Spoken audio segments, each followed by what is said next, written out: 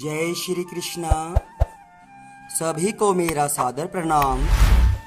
आज हम पुरुषोत्तम मास के 18वें अध्याय की कथा करेंगे।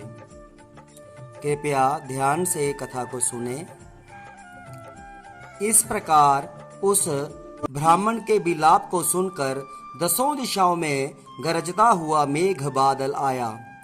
उस मेघ से पर्वतों को कंपायमान करता हुआ, तीक्ष्ण स्पर्श करता हुआ बड़े वेग से वायु चलने लगी और अत्यंत जोर से वहां बिजली चमकने लगी और मेघ शब्द से चारों दिशाएं पूरित हो गई। इस प्रकार 1 मास तक ऐसा जल बरसा कि सारी पृथ्वी जल से भर गई। परंतु पुत्र शोक की अग्नि से तपे हुए उस ब्राह्मण को कुछ भी मालूम न हुआ। न उसने पानी पिया न भोजन किया। पुनः पुनः इस प्रकार पुकारते हुए ही उसको सारा मास व्यतीत हो गया। वह मास श्री कृष्ण भगवान का प्रिय पुरुषोत्तम मास था। सो अनजाने में ही उस ब्राह्मण से पुरुषोत्तम मास की सेवा हो गई, जिससे अत्यंत प्रसन्न होकर श्री कृष्ण भगवान प्रकट हो गए। उस समय मेघ बरसना बंद हो गया।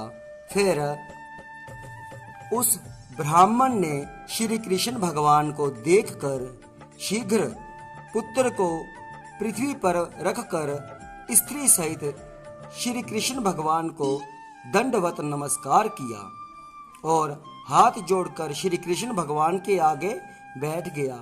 अनजाने में पुरुषोत्तम मास के सेवन से प्रसन्न होकर भगवान अमृतवाणी से बोले, हे सुदेव, तुम धन्य हो और अत्यंत भाग्यवान हो। जो कुछ होने वाला है सो सुनो।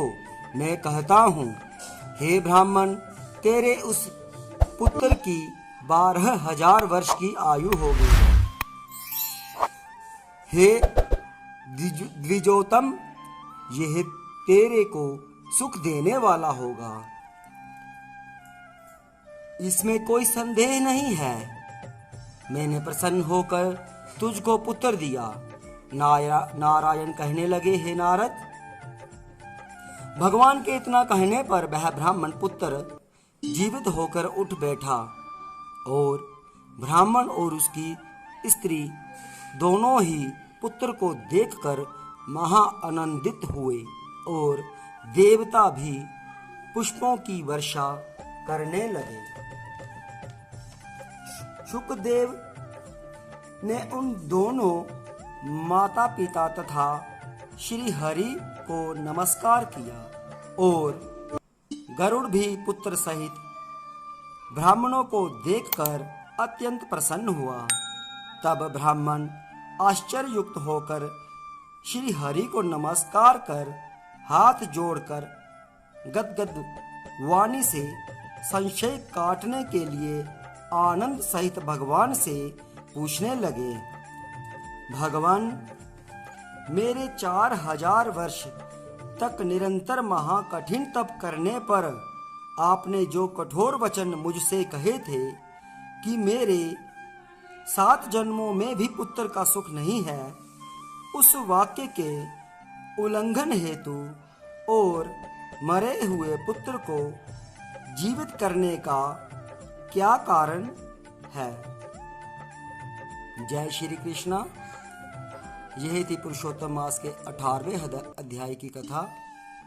कल हम 19वें अध्याय की कथा करेंगे। तब तक के लिए सभी को जय श्री कृष्णा।